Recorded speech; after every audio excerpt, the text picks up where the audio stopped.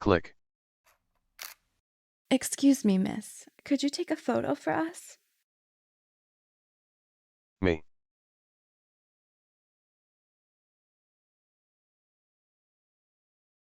Save. Me. Me. Woman.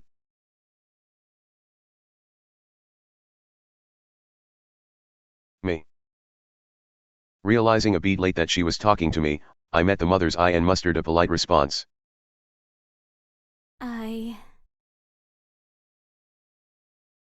Here, let me give you my phone. 1 second. He produced a flip phone from his pocket and handed it to me. Do you know how to use it? Me. He Here, produced a let me flip give you phone my from his phone. pocket and handed it to 1 second. me. Do you know how to use it? Me. With no more reason to refuse, I accepted their request. I can figure it out. After some fiddling around, I took 5 pictures of the family.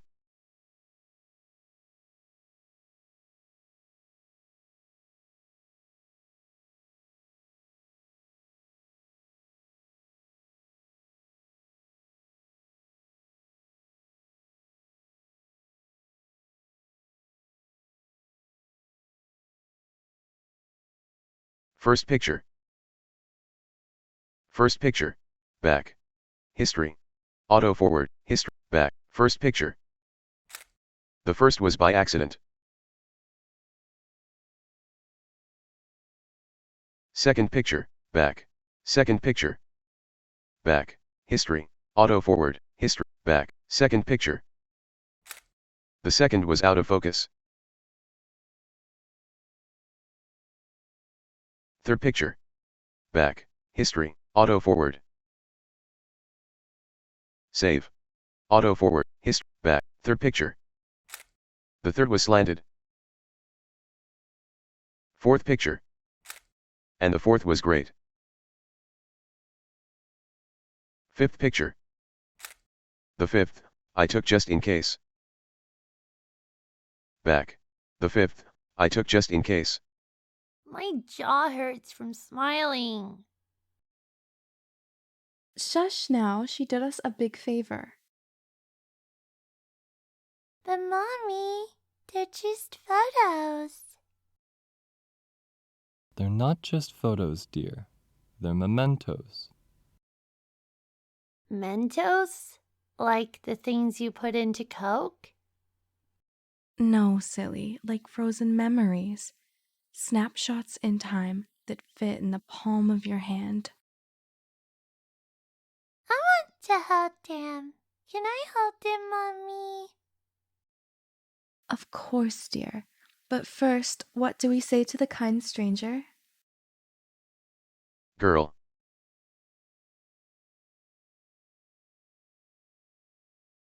The young girl stepped forward and spoke with upturned eyes. Girl. Thank you for the memories. Me.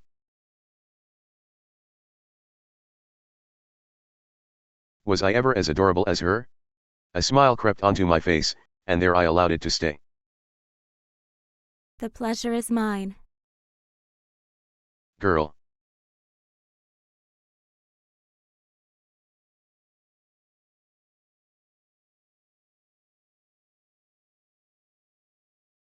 Woman. I gave the flip phone to the girl, who excitedly brought it to her mother. Her father, meanwhile, laughed to himself. Can you believe Nokia still sells models without design? I had no idea.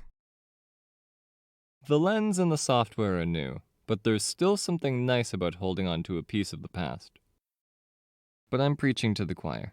You seem to like vintage technology yourself. I wiped away a speck of dust off the top of the camera. There is a certain charm to it, yes. Just then, I felt a tug on my laboratory coat. Excuse me, you dropped this. Me. I looked over and saw the boy holding a Polaroid print. Me. Rather hastily, I took it back and stuffed it into my back pocket. Me. Man. Son, what did I say about touching things that aren't yours? But it was on the ground. Me.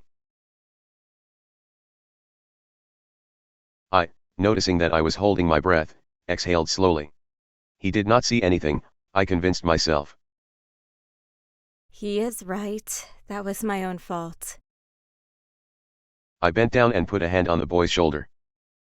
Thank you. You are a nice child. Boy. It fell because of gravity, you know. Man. The man shrugged and put his hands on his son's shoulders.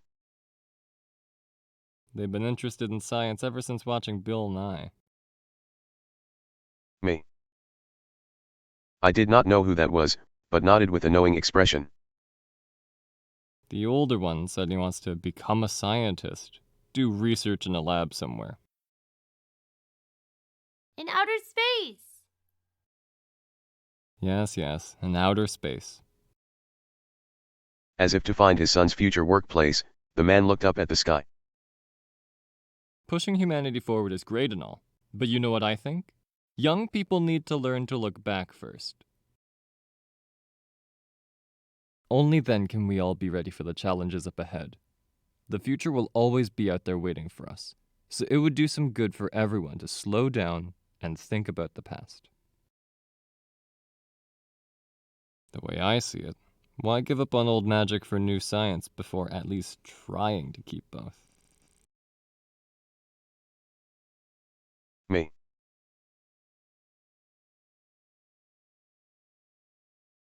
Little did he know that among those who willingly relinquished magic for science, I was the worst of them all. After some more idle talk, I learned that they were Canadians visiting family in Lincolnshire. We parted ways. As they headed to the farmhouse, the boy spoke to his parents loudly enough for me to overhear. Luckily, the photo didn't hit anyone, or else they'd yell Eureka, just like Newton did. Me. Catherine's fib lives on, I mused while walking to the parking lot. Fact is often weirder than fiction, but weirdness is hardly a mark of craftsmanship. And well-crafted fiction wins against fact whenever and wherever we seek not the latter. As much as I wanted to stay around longer, there were still other places to be. Newton was only one of many giants in a long line of scientists. The past held more mysteries than could ever be recorded with even 10 or 100 times the film I had left. Moreover, the taxi fare was adding up. Though I had no better uses for my money, I preferred if the driver would put those idle fees to good use. Maybe he has a wife and 2 children, a happy family like the one visiting Woolsthorpe. Not that I was about to pry into his personal life. Politely enduring his erratic turning and braking, I flipped through all the shots I had taken at the manor. Me. None stood out to me. Newton did in the kitchen and dining hall as one would expect, and I had refrained from invading the privacy of his bedroom. The most noteworthy of the photographs was one of Isaac's first moments, when he was still a wailing newborn clinging to his mother. But of course, that image of Newton was no more than trivia, an accessory to the man he would become. It too was met by my disinterest, and was put aside. It would not be until I was at a hotel that night that I remembered the one shot I had taken of the apple tree. When a damaged picture fell out of my back pocket, I recalled that I had been distracted by the family at Woolsthorpe Manor. Me. Oh well, I thought as I picked it off the floor. That was the price of my carelessness. Ready to dispose of yet another dud, I examined the photograph of the apple tree. Me. I gasped upon making out 2 figures under its shade. A middle-aged man was speaking excitedly to a little girl on his lap, enrapturing her with the apple in the palm of his hand. Though I can never prove it, I am convinced that it was the moment where a young Catherine heard from her uncle Isaac that the laws of the universe literally hit him on the head. She did not lie to Voltaire after all. Instead, she spoke her truth right into reality itself, blessing history with an anecdote rivaling the 2nd chapter of Genesis in splendid grandeur. Me.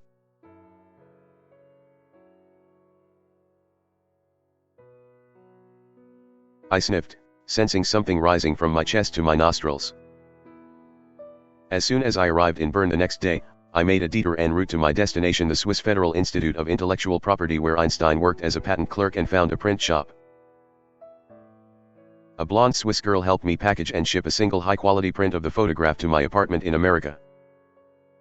As much as I wanted for someone else to appreciate the weight of that image, the bubbly employee humming to herself would not understand. Also, the guys back at the laboratory would give me an earful if they found out I was disclosing confidential information. Oh well, I thought as I waved her goodbye. Those secrets were more fun to share than to keep. There was always a time and a place.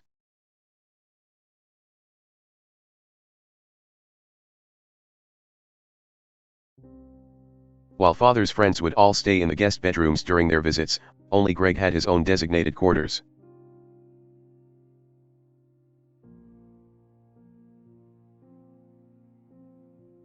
At some point, he became an evergreen part of the family.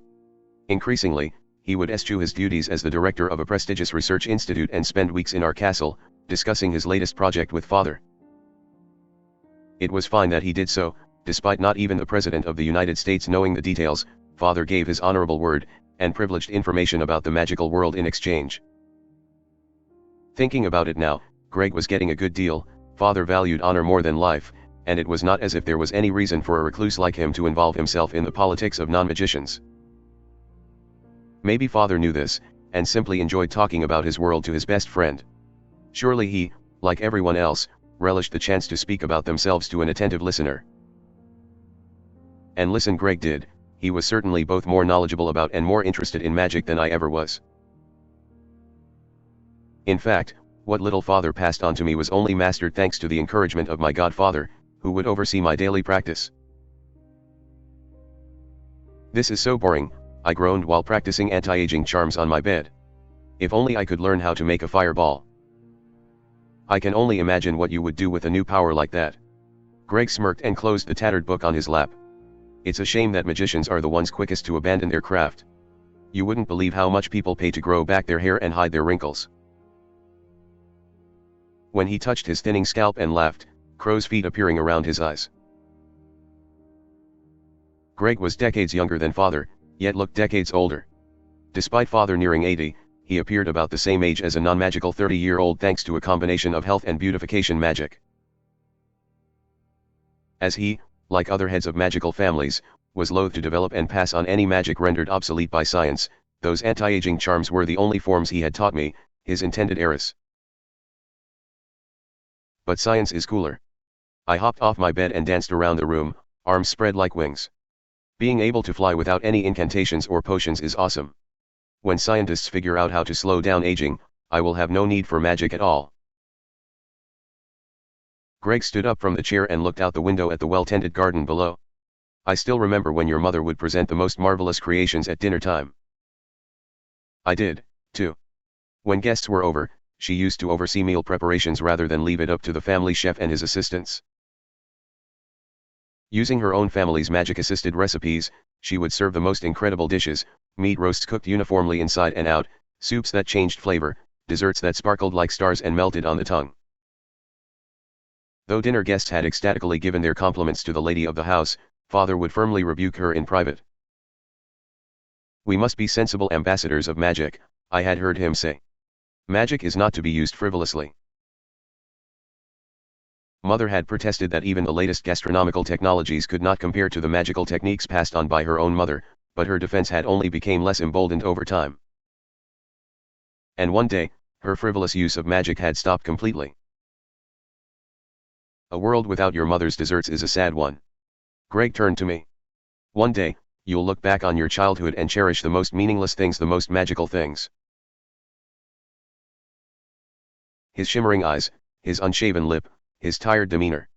It had been a while since Greg mentioned his beloved daughter, since he treated me with his former tenderness. By Mother's firm instructions, I was not to pry into his family matters. If only he and his daughter would make up soon, I thought. Though it would mean he would be with her instead of by my side, I could only selfishly wish that Greg might retrieve the happiness that he once selflessly shared with me. The more tortured Greg was by his scientific pursuits, the more terrified he became of his work, the farther my goal of helping him and his daughter uncover the secrets of the universe escaped from my 2 hands. One day, he left our castle for the last time, having announced to Father his resolution to abandon everything for his research. Guests were no longer invited after that. It seemed that Father had picked favorites between his friends. With no way to contact the outside world, I grew restless. Home, more than ever before, became my prison, my parents, my jailers. When I ran away many years later, I learned that Dr. Gregory Clarence Keller, director of the Social Simulation Institute, had died 3 years ago under suspicious circumstances likely related to the political gravity of his work. Less than 2 years later, his young successor followed in his footsteps, also succumbing to the evils of the world in her 20s. I wonder if Greg's daughter, before joining her father in death, knew that I was out there, locked up in an old hilltop castle, sustaining myself with the conviction that I would escape and join my long-lost father and sister. I wonder if Dr. Samantha Keller expected that a young maiden she never met would cry at her grave and apologize for not being brave enough to follow them. I, that cowardly 17-year-old, slumped to my knees and wept, my tears shimmering glass apples in the light of the setting autumnal sun. But like man exiled from Eden, I overcame the fall. I stood up and dried my eyes with the back of my hand. Soon, the saline moisture on my cheeks would evaporate. Wisps of water vapor would rise toward the heavens, overcoming gravity's pull and soaring up to the clouds above. Fall would give way to winter, and winter to spring. So I bravely rose, as did the morning sun every day in the 13 years thereafter.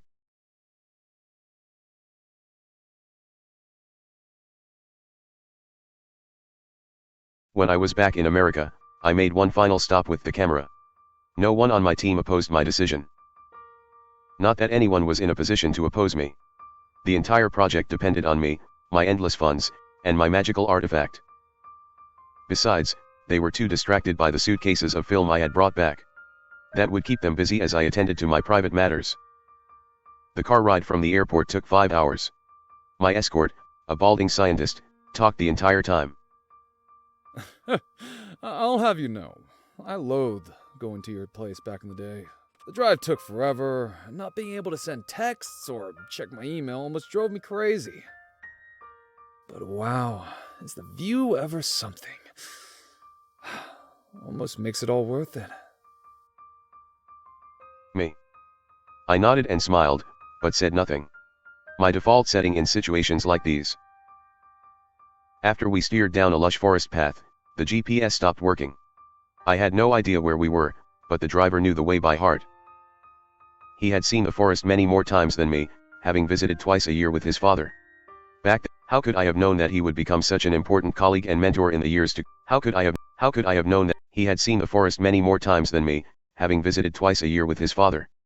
Back then, he was a nervous graduate student while I was still a child. How could I have known that he would become such an important colleague and mentor in the years to come? We had both grown up so much since those days.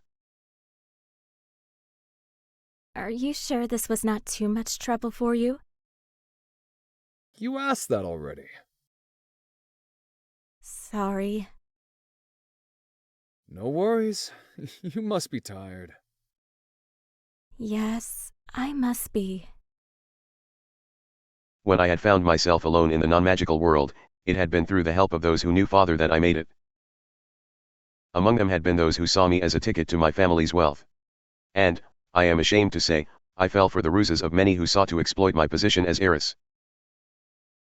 Though, even after I became more jaded in my views and more prudent in my interactions, I still could not avoid work relationships with opportunists. Such is life. Never be afraid to make use of me. Never be afraid to make use of me. Among them had been those who saw me as a ticket to my family's wealth. And, I am ashamed to say, I fell for the ruses of many who sought to exploit my position as heiress. Though, even after I became more jaded in my views and more prudent in my interactions, I still could not avoid work relationships with opportunists. Such is life. But does your wife really have nothing to say about it? She's fine.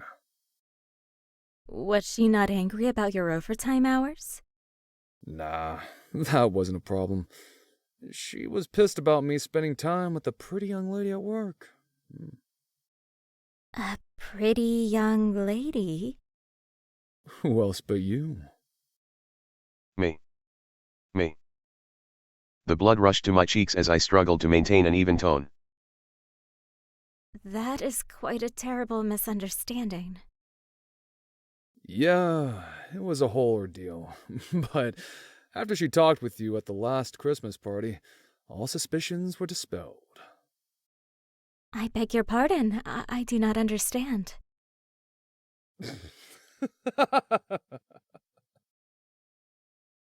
Me. I was completely mystified. Non-magical adults know, perhaps all adults were incomprehensible beasts. But who was I to talk? All you need to know is that I'll help out where I can. You're like a little sister to me, you know? Am I? Sure, a little sister who covers my rent and groceries. Me. I blushed again, this time with a different feeling, a better one. Please remind me to give you paid leave when this is all over. Much appreciated. But when is science ever over? Me. In a dog-eat-dog world, I was lucky enough to find trustworthy allies. As much as they were few and far between, each oasis was a precious reprieve. Through how many grains of sand did one have sift one by one before finding but a single safe haven in the desert? Me.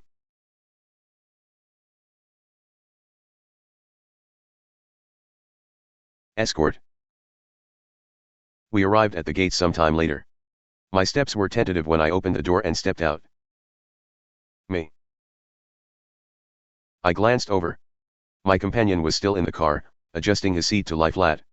He kicked back, put his arms behind his head, and closed his eyes. I'll just take a nap. You run along now. Me.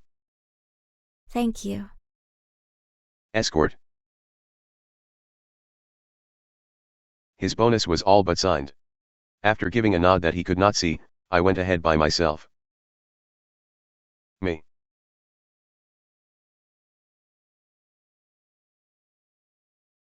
Hesitating for a moment, I pushed against rusted metal. The gate creaked open, its magical locks long disabled. The front door allowed my passage just as easily, leading me into the home I had abandoned 13 years ago.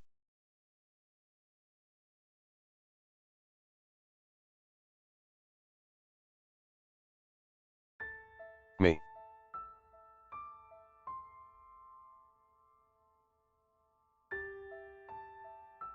This time, I expected the emptiness that greeted me. Last time, the first and only other time, this exact scene with less dust and mold had greeted the prodigal daughter who had returned after several long months alone in non-magical society. Even now, I do not know what became of my parents. Are they in hiding? Living under assumed identities, no longer wanting anything to do with the child who abandoned her role? But would they really make no effort to find the girl they birthed and raised, even if she was an unforgivable covenant breaker? After leaving a note bequeathing the family estate to me as some sort of parting gift, did they really vanish and seclude themselves somewhere outside the reach of the world's best private eyes? The likely, unspeakable answer was obvious. But only now, while writing this account, can I finally grieve. That second time I went back to the castle, I might have still had hope in my heart. With the camera, I took pictures all around the house, trying to find clues.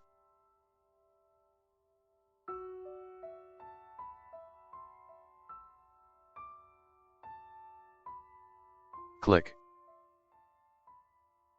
Save slot 2, empty slot. Save slot 1, Wednesday, December 7. Save, are you sure you want to overwrite your save? Save slot 1, yes. Save. Previous file, save. Return, save. File, page 8. Next, save slot 1, Wednesday, January 18th, 2023, 21:27 selected.